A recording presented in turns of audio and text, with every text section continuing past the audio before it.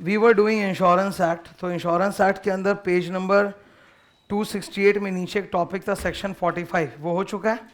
बहुत समझाया था उसमें पूरा एक एक करके, और एक अपने डायग्राम भी बनाए थे उसमें। पेज 269 से देखो सेक्शन 48A चालू हो रहा है क्या? अच्छा, यहाँ से टोटल इंश्योरेंस एक्ट के अंदर अपने को 4 टॉपिक्स पढ़नी है। कौन सी मैं बता रहा हूँ? पेज 269 में तुमको 3 हेडिंग्स दिख रहा होगा, वो पढ़ना है। और फिर पेज नंबर 270 में नीचे, कुछ गलत बोला क्या? पेज 270 में एकदम नीचे वाला जो लास्ट टॉपिक है वो पढ़ना है। तो टोटल कितने टॉपिक्स है? 4, चारों इजी टॉपिक्स है, मतलब एकदम परफेक्ट तुमको ब्रेन में घुसेगा। ठीक है, लैंग्वेज लेकिन भांस है एक का लैंग्वेज बहुत गंदा है। ठीक है, पर समझाने का जहां तक बात है समझ में सारा आता है। पहला वाला देखते हैं, सेक्शन 269 पढ़े। सॉरी पेज 269 ऊपर देखो क्या लिखा है, section 48A, agent oblique intermediary not to be a director. ठीक है, मतलब ना कोई भी इंश्योरेंस एजेंट या इंश्योरेंस ब्रोकर, इंटरमीडियरी का एग्जांपल ब्रोकर, इंश्योरेंस एजेंट या इंश्योरेंस ब्रोकर, वो उस इंश्योरेंस कंपनी का डायरेक्टर नहीं बन सकता।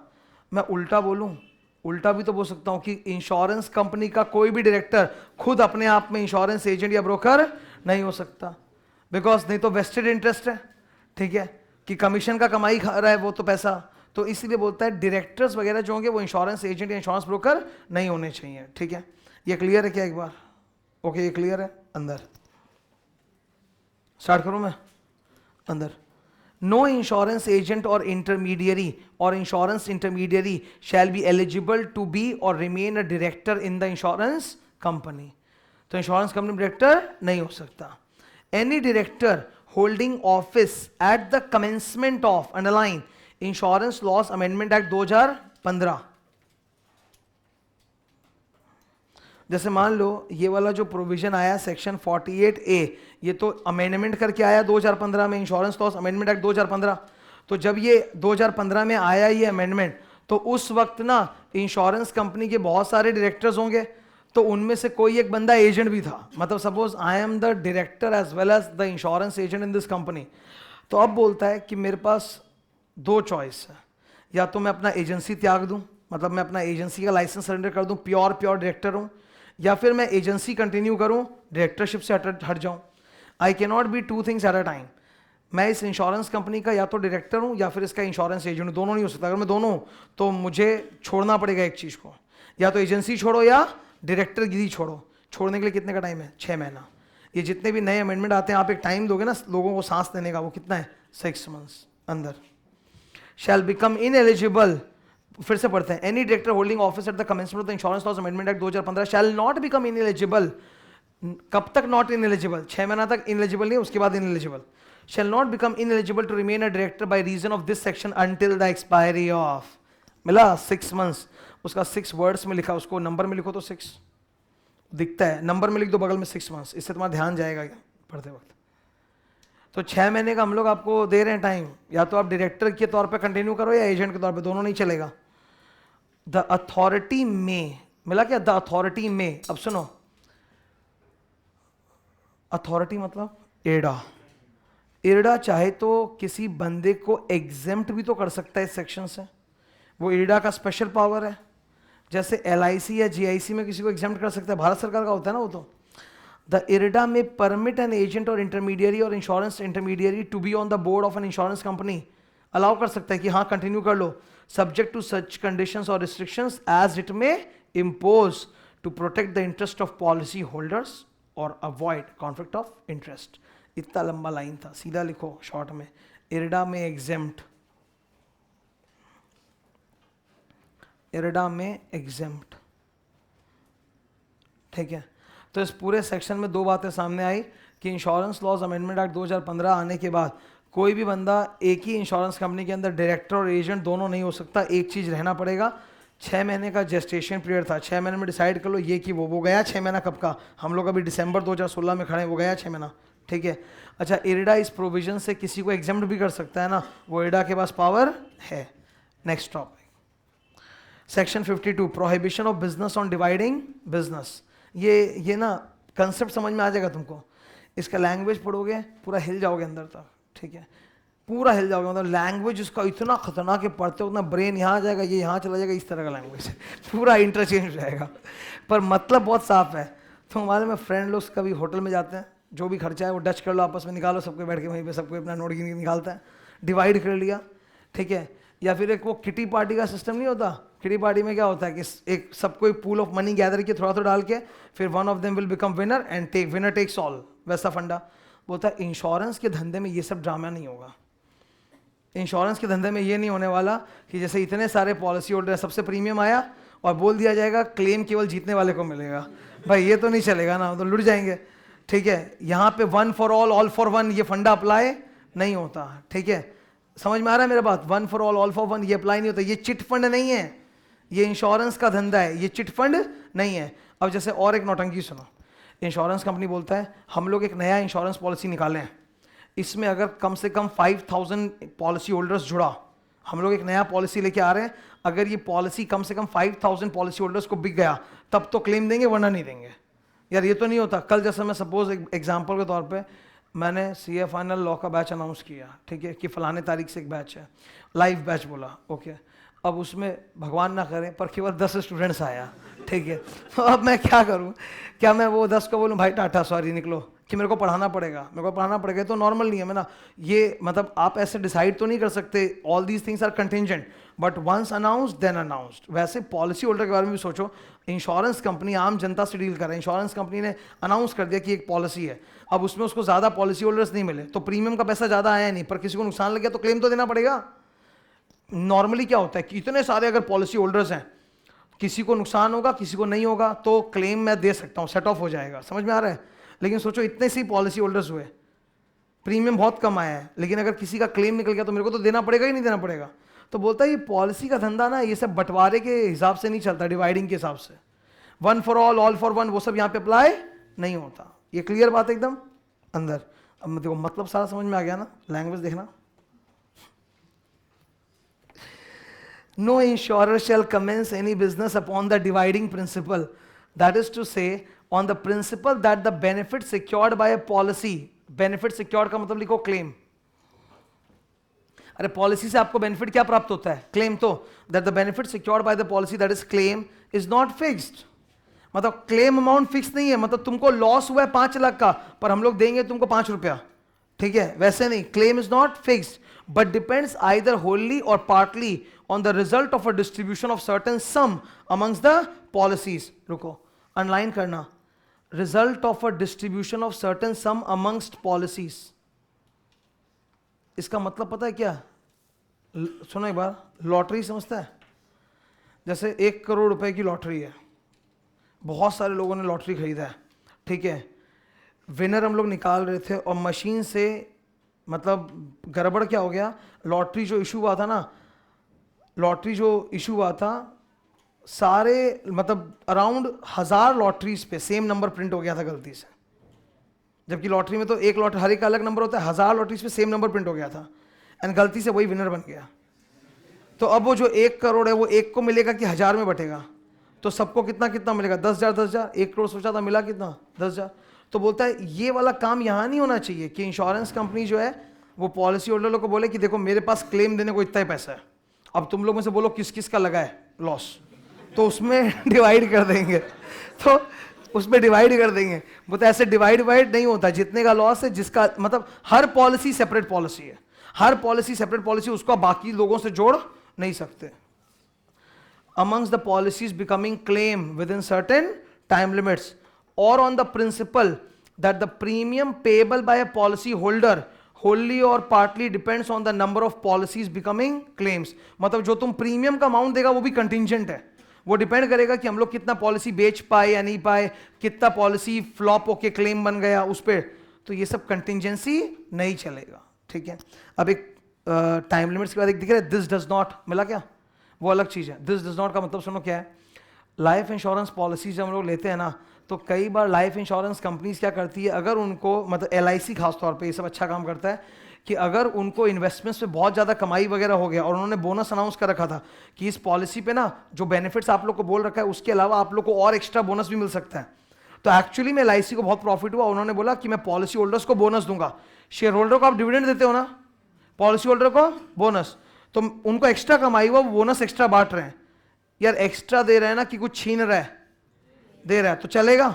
अंदर underline, this does not deem to prevent an insurer from allocating bonuses to holders of policies of life insurance as a result of periodical actuarial valuation either as reversionary additions। reversionary additions मतलब क्या होता है कि उन्होंने तो सोचा था कि ये वाले पॉलिसी में इतना क्लेम्स आएगा बोल के इतना प्रीमियम, पर बाद में पता चला कि नहीं क्लेम्स कम आएगा, एक्चुअली चेंज करवाया नंबर को, तो उससे एक्स्ट्रा सरप्लस बचा, तो वो तुम लोग में डिस्ट्रीब्यूट कर रहा है बोनस, तो चलेगा, ये तो अच्छी बात है ना, आपको कुछ एक्स्ट्रा दे रहा है, आपका बोला हुआ बेनिफिट तो छीन नहीं रहे ना, बल्कि कुछ एक्स्ट्रा ही दे रहे हैं, दैट्स अलाउड। ये क्लियर? अब मैं जानता हूँ इतना समझाने के बावजूद, इतना पढ़ाने के बावजूद भी आज से 3-4 महीना बाद जब ये लैंग्वेज पढ़ेगा तो एक बार तो जान निकल जाएगा, ठीक है। तो मैं एक चीज़ बोलना चाहूँगा, एकदम स्पेशल सेक्शन है, इसको प्लीज़ शांति से बैठ के रट्टा मार लेना, क्योंकि एक क्या है, मैं समझा दिया, मैं बोल दिया, पर फिर भी ये ऐसा लिखा है लैंग्वेज इसका कि 1000 बार बोलो तो भी डाउट, तो भी इसमें मतलब क्लैरिटी नहीं आएगा, बार बार तुम अटकते रहोगे।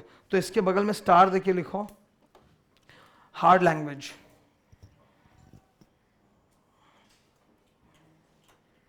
ठीक है। समझाने के लिए मैं बोल रहा हूं, chit fund, lottery, kitty party, ये सब जैसा नहीं होता, मतलब all for one, one for all नहीं है, हर पॉलिसी एक सेपरेट पॉलिसी की तरह माना जाएगा, किसी एक का बेनिफिट दूसरों से लिंक्ड नहीं है, किसी एक का प्रीमियम दूसरों से लिंक्ड नहीं है, सब डीलिंक्ड है, ठीक है। बात समझ में आ रहा है? एकदम डन है ये। नीचे अब इजी है, अब सब इजी है।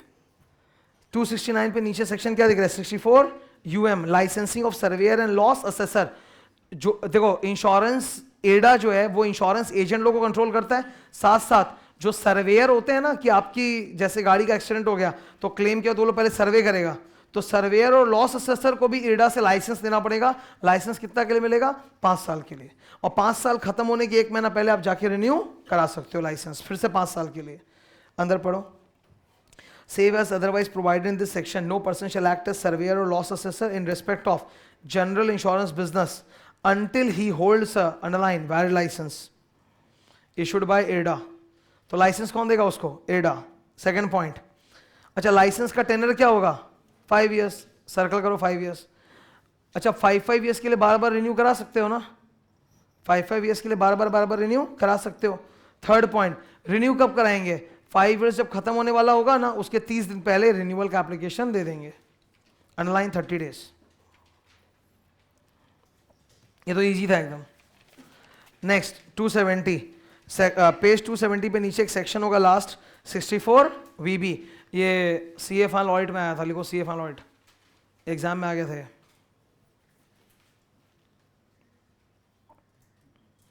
ठीक है, एक क्या ड्रामा हुआ था वो बता देता हूं तुमको। पॉलिसी ब्रेक हो गया। ब्रेक का मतलब क्या है? हर साल हम लोग प्रीमियम देते रहते हैं। मैं जनरल इंश्योरेंस का एग्जांपल दे रहा हूँ जो एग्जाम में आया हुआ है। एक कंपनी है जिनके गोडाउन में बहुत सारा गुड्स पड़ा रहता है, तो गोडाउन का वो लोग इंश्योरेंस करा के रखते हैं, कल को आग लग गया तो नुकसान का पैसा मिल जाएगा।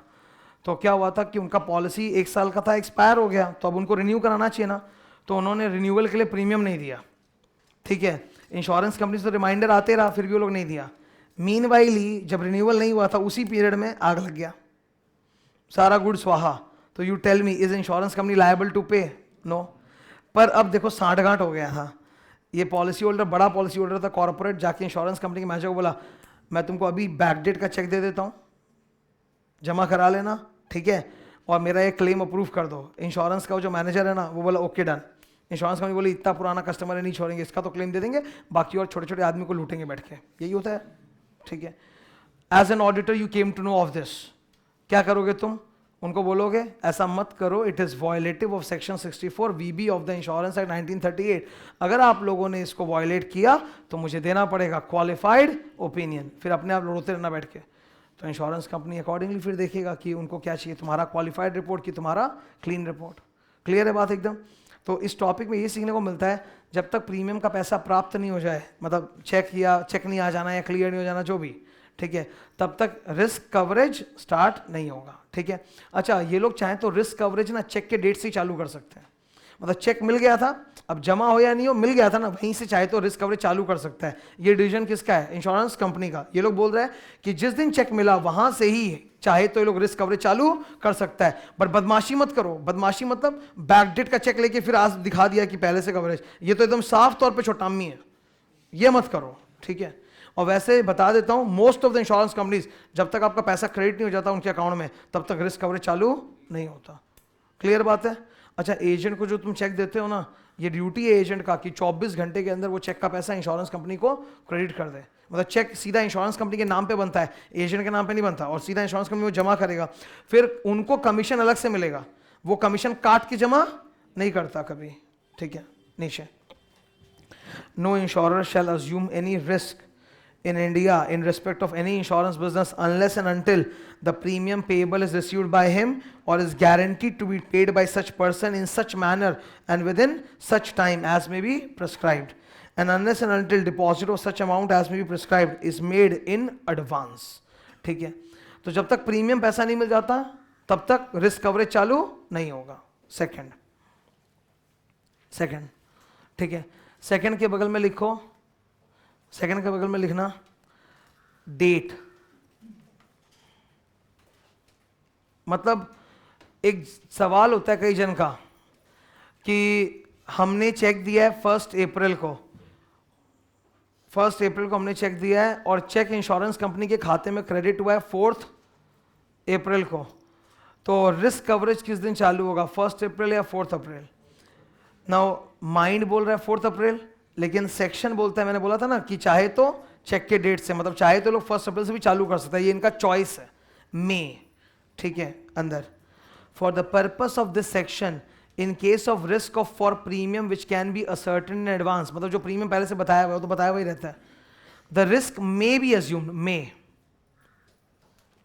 Not earlier than the date on which the premium has been paid in cash और by cheque to the insurer. Cash में या चेक में? कैश में लेता ही नहीं ये लोग, सब चेक से लेता है। आगे पढ़ो क्या बोला है। Explanation, when the premium is tendered by postal money order और cheque sent by post, the risk may be assumed on the date on which money order is booked और द चेक इज पोस्टेड। मतलब cheque जिस दिन दे रहे हैं उस दिन से भी चाहे तो रिस्क कवरेज चालू कर सकता है, ये लिखा है। मतलब क्रेडिट होना जरूरी नहीं है, बट इंश्योरेंस कंपनी का नियम क्या होगा तुम ही गेस कर लो, पहले क्रेडिट फिर जाके कवरेज चालू। थर्ड पॉइंट, एक बार यहां तक क्लियर है? थर्ड पॉइंट के लेफ्ट में लिखो cancellation oblique alteration.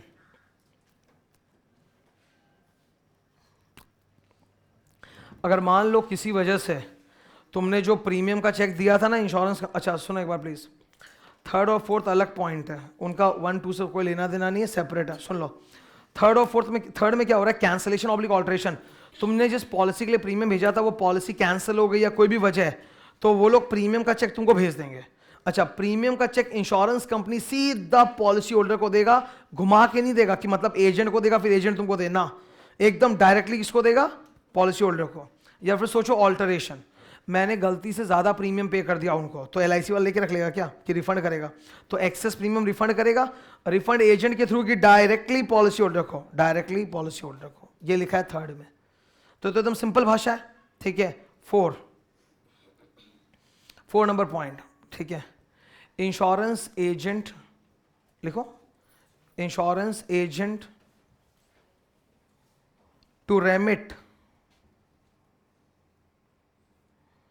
To insurance company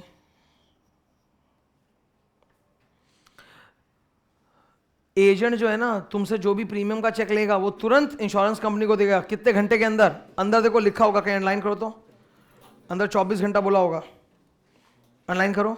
अच्छा, वो अपना कमीशन काट के देगा कि पूरा टोटल ग्रॉस एक बार जमा करेगा?